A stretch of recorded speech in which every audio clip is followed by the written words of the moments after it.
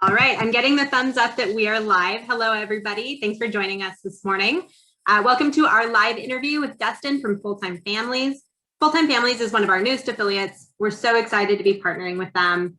They're an amazing organization, and Dustin will fill you in on all of the details, but providing education for families as they jump into the amazing world of RVing.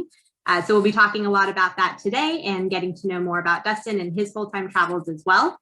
If you have any questions throughout the video of the interview, go ahead and leave them in the comment section below. We'll try to get to them live, but if not, I'm sure Dustin will come back and help us answer those after the video has ended. Quick introduction, my name is Stacy. I am the marketing director for Wholesale Warranties. We're super excited to be here today. Dustin, thank you so much for taking the time to sit down with us. How are you doing? I'm doing very well. Thank you for inviting me to do this. I appreciate it. Yeah, of course. So as I mentioned, Fulltime Families is one of our newest affiliates, but let's back up a little bit and get to know you. Tell us a little bit about how you started RVing with your family. Yeah, I was self-employed in my home state of Minnesota, where we lived our entire lives. Both me and my wife grew up there. My wife, in fact, pretty much grew up in the same house her entire childhood. So I kind of moved around a little bit in Minnesota. But after 10 years and working a whole bunch, my wife, Nicole, convinced me to sell our house and take a 1-year break and travel in our, at the time we had a travel trailer for a year, do one lap around the country. And what we found while doing that, 3 months later, we traded in the travel trailer for a fifth wheel, got a new truck, and decided that we don't want a new house. So after that first year of traveling, we ended up not buying a new house and continued traveling in our RV, which we still to this day prefer. So we still plan on traveling. So that's kind of how we got into it. That's awesome. Did you grow up RVing? Was your past like, outdoors, camping, that kind of thing? I did not, and neither did my wife. So we ended up starting in RVing because of, we bought a pop-up just for fun when my oldest was just a little guy. And we'd go out on weekends, and we liked that so much we ended up buying that travel trailer that I talked about when we first took off. And up in Minnesota, everyone gets a seasonal campsite. They park their trailer at a campground for the entire year. Of course, in Minnesota, you can only use it like 6 months of the year. But it was essentially our cabin. So we'd go to the same place every weekend. And then my wife said, hey, let's sell our house and take that and go on a big long road trip. So we did in 2016. We did that. We did a 30-day trip to Maine and back from Minnesota. And that's kind of what planted the seed that, hey, let's do this for a whole year and circle the whole country. So, but no, we didn't do it as kids, neither me or my wife. That's awesome. You just jumped right in. I like it. Did you ever think you would live this type of lifestyle? Did you think when that first day when you set off, you'd still be doing it over 3 years later? No, I was a workaholic, so I kind of dived into work, and I worked a lot. So my wife was a teacher, and we ended up homeschooling our kids several years before we actually went full-time RVing. My wife was doing a lot of the homeschooling, so she'd stay home, I'd go to work. So no, we didn't envision ourselves as full-time RVers at all. We didn't even really know that that was a thing actually until you retire. We knew a lot of retired people go out and do it, but we didn't realize how many families were out there doing this. Sure. And I imagine the homeschool kind of was an easier transition when you hit the road with your kids, that you were already kind of doing that, make things a little bit easier on the schooling side. It did. We had 4 years in homeschooling, and my wife did 90% of all of that. I helped out here and there, and I was mostly the history teacher. My wife wasn't very big on history. So that's pretty much all I did. She did everything else. And then she ended up falling in love with history as we were traveling. So that's where we realized homeschooling is a lot more effective when you can travel and go different places, because it's not just you're learning about history, you're learning about geography, you're learning about different places, things that happen. Like we were in Montgomery, Alabama, and we got to see like a lot of the civil rights movements through different museums there. So it is easier to go to multiple children's museums instead of just the one in your local hometown. Totally. There's so much context for your history lesson when you're in the place that it happened. I think that's amazing. I think a lot of kids would be jealous of that kind of a history lesson. I certainly would have enjoyed it.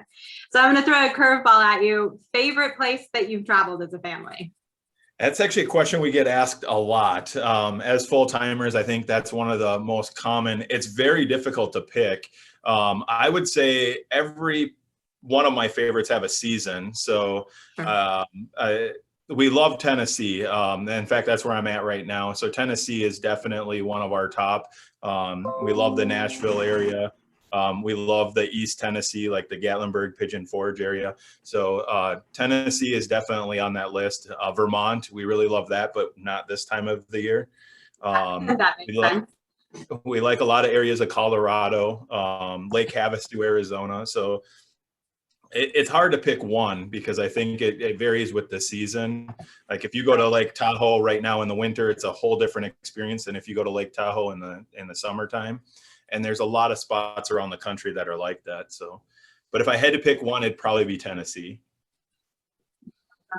Yeah, and as we often say on here, we're in San Diego, so we are both spoiled, but we also miss out on some of that fun seasonal stuff. So we were actually joking before going live that it's 75 and sunny all year round. So that's really nice in the winter, but it can, get kind of old after a while. So traveling in different areas and experiencing seasons in different areas is a really cool part of full-time RVing, I can imagine.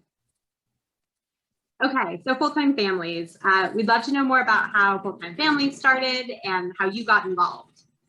Perfect. So Fulltime Families was actually started by the Travelino family, Kimberly and Chris.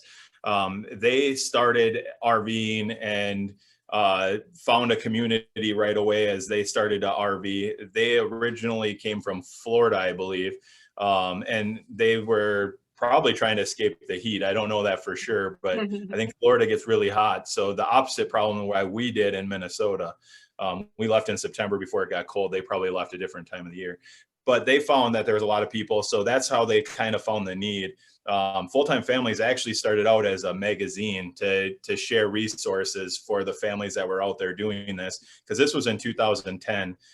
So you're talking almost 11 years ago. There was people out there starting to do this. There wasn't the huge YouTube university there is today. And there wasn't a lot of the resources. Campgrounds weren't used to families being full-time at that point. So it was a lot more challenging, and there wasn't all the community to help you. So the Travelinos started with this magazine subscription and ended up hosting their first rally, and we still have those today.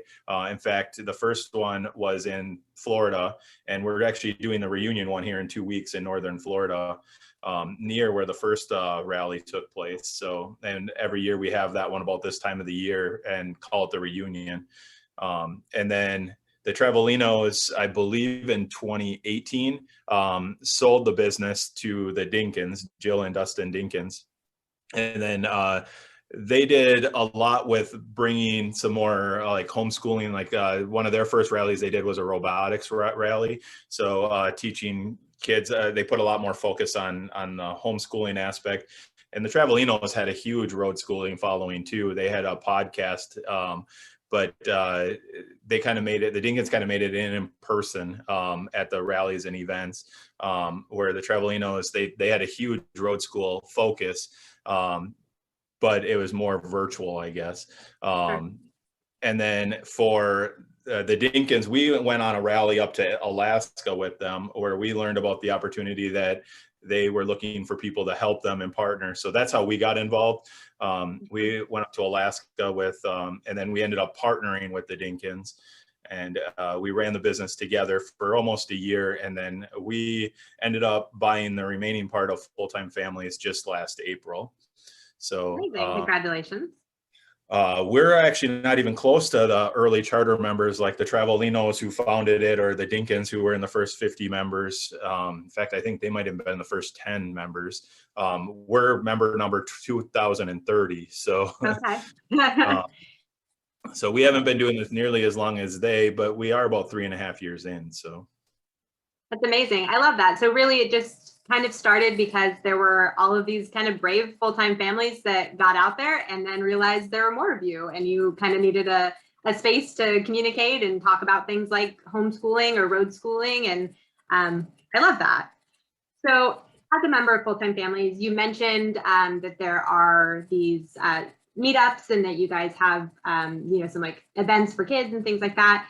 What are some of the key things that you can expect as a full-time family member?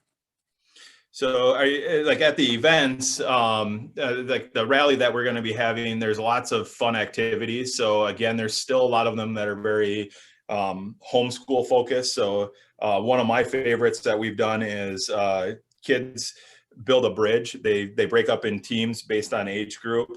And then you have two tables. So you'll have a table set here and a table set here. The older kids, they're further apart, but then they have to have an imaginary budget where they can buy things like popsicle sticks and straws and string. And they got to build a bridge from table to table. And then they stack how many pennies in a cup that can hold the bridge until the bridge collapses. But they can't just use as much as they want. So a popsicle stick, which is more sturdy, that costs more of their budget than like a straw would cost. So that was one of my favorite ones because that was a lot. That was homeschool, a big one. But we do a lot of different activities like that for the kids. We do a lot of coffee talks. That's more for the adults. Some of the most popular ones are talking about road schooling, internet, how to get internet on the road is a very common one. RV maintenance is another big one. But we kind of get that feedback from the people at the rallies on what topics to cover. And then we do these coffee talks. We usually have field trips where we'll go do something. One of the most memorable ones, when at that robotics rally, we went and toured the Rouge plant where they make all the Ford pickups. Oh, very cool. So we do some of those field trips. Kids Marketplace is a really fun activity that we do at these events. That's essentially a flea market, but the kids are the vendors.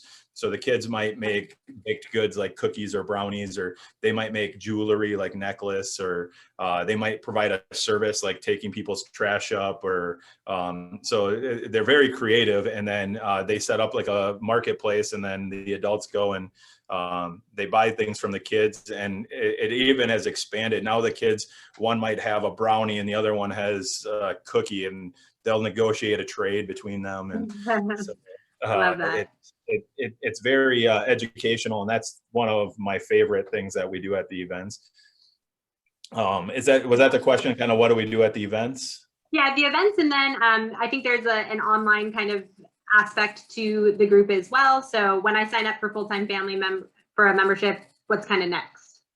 Yeah, so the online community is a huge resource for our members. We do have a large Facebook group that is open to anyone that is an RVer that has kids. So anyone that or plans to be. So that one is a lot of people will ask questions to get answers. However, as the member, we have 22 other branches. They're like groups by interest. So some people might be big into boondocking. So there's a boondockers group. People that are into going out and we have a foodie group for like, I guess, RV type friendly meals or going out to eat or different restaurants or breweries or wineries. We have a road schooling one where a lot of the group will talk about different activities for road schooling or events. And then we also have location based.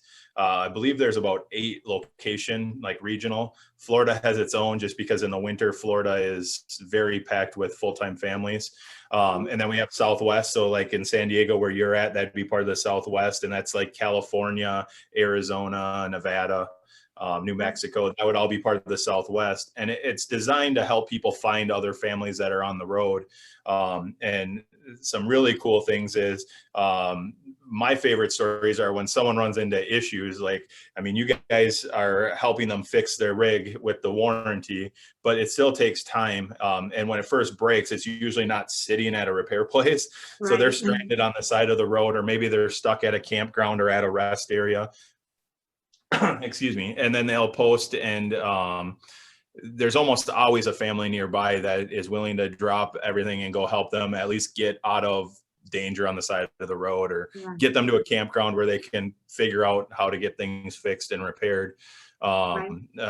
I mean, there's been very serious things where people have been injured or fires in their RVs, and other families have come swarm to help. And that's usually how they find where everyone is located, is through those location specific.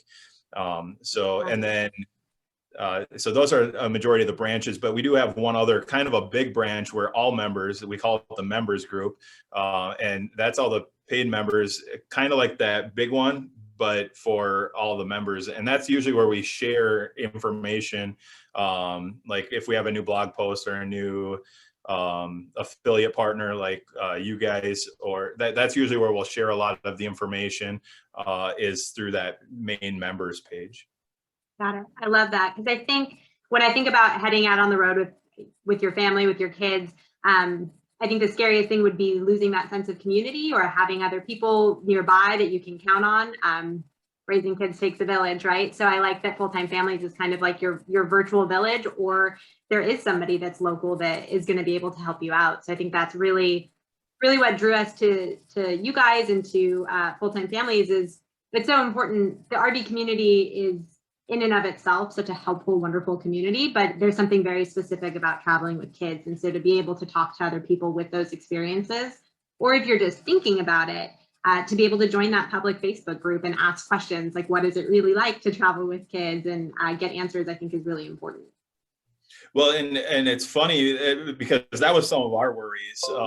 In fact, when my wife first suggested homeschooling, again, she's a teacher, and she suggested homeschooling the kids, I remember my favorite part of high school was hanging out with my friends. Right. I was actually the one opposed to homeschooling. Obviously, she won that battle. And now I think everyone, if they have the ability, should homeschool, even if they don't travel. But myself, my wife, and all my kids actually we have good friends in Minnesota where we are from, but we have way more friends that travel because you're moving, and everyone that you're meeting has very common interests, typically, right, to what you have. So, I mean, I have, 10, 12 really close friends in Minnesota.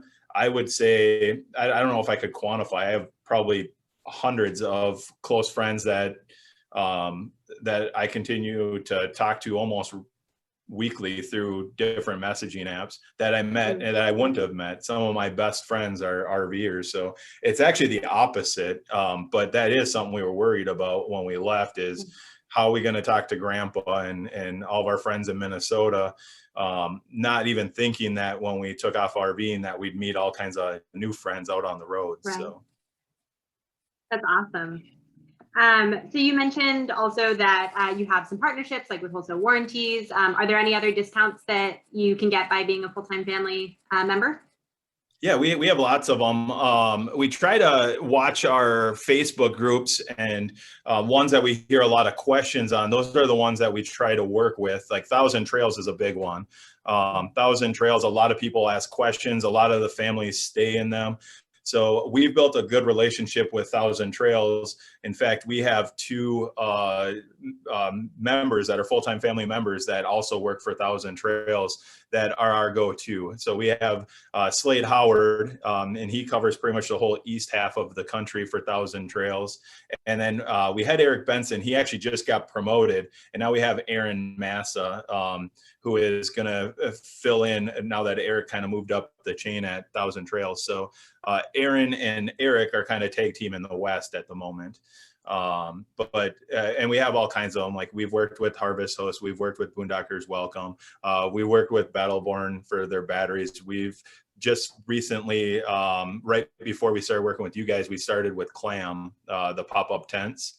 Mm-hmm. So, and when we reach out to a lot of these companies, we try to find some advantage for our members with making these connections. Obviously with Wholesale Warranties, we're living in these RVs and we know they're going to break. So it's a good protection for them to be able to take care of that, where they can pay small monthly increments versus now you just lost your AC, it's going to be $3,000, or your fridge, or some of these big. It's easier to pay small monthly and be peace of mind than it is to pay one huge, large $3,000 repair. So right. Absolutely. Yeah, we love working with all our RVers, but with full timers specifically, you guys count on those rigs so much. They really are, your home. And so that's, why we like to get partnered up with groups that serve the full-time community specifically. And we write things into our contracts, like being able to use a mobile mechanic. So you don't have to pack the family up and necessarily go to a repair shop, have a mobile mechanic come to you. I think there's a lot about, full timers where those protection products are extra necessary. We happen to think so. Okay, so what I'm hearing, Full-Time Families is it's community, it's education, it's events, it's discounts. Those events, the elephant in the room of the pandemic, everybody has kind of had to adjust and navigate over the last year. What does it look like to kind of mix that up and do things a little bit differently? So it hit us really hard. I mean, we typically have between our big events, which we call rallies, and our smaller get-togethers, which we call hangouts, and our branches oftentimes have a lot of meetups and get-togethers as well. So like just those interest-specific groups. And we haven't been able to. The last one we had was actually the Madison reunion, which is exactly a year ago, and that's the one that we're going to have again in like 2 weeks. So for 1 year, we didn't have any events, and we are being very careful getting back in, this being our first one coming up in 2 weeks. We've cut the size in half. The Madison event is usually 80 plus families. We've limited it to 35 this year. We've also moved all of the indoor stuff outdoors. So we are going to be a little bit dependent on weather, but it was better than not having events.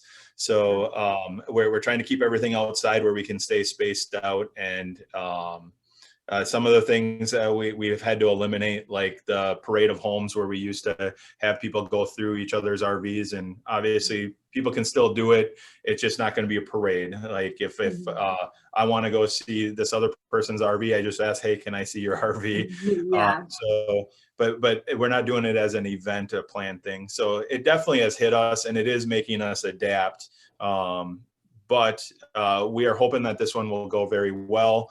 We have some other ones that are actually just coming out. Registration for our one outside Nashville is actually opening today for lifetime members. So, and again, that one is also, we had to keep that one down to 25 families. So we are keeping them smaller, and that's by design, at least for the first few, till we can understand more how this is going to work post pandemic. So. Yeah. And I think we kind of discussed this earlier too, but the nature of RVing is being outdoors. And, kids love being outdoors anyway. I think that should be a pretty easy transition, weather permitting, to having those events outdoors and enjoying them safely. I know I have a 1-year-old. I think she would live outdoors if I let her. She absolutely loves it. She waits at the door to go on walks more often than my dog. So I think the outdoor thing should play really well for family events. And that sounds awesome. Exciting to get back into it, even though it does look a little bit different, I'm sure. Right. And I think our members have been telling us for a long time, like there's been lots of them that have been pleading, and we have a lot of new members that have just signed up since we've had our last event. So they don't even know what to expect at an event. And we're excited to get it back going. So we're hoping that everything will go smoothly, and we'll all be able to stay safe, and we're going to do everything we can to make sure that we are safe. So. Awesome.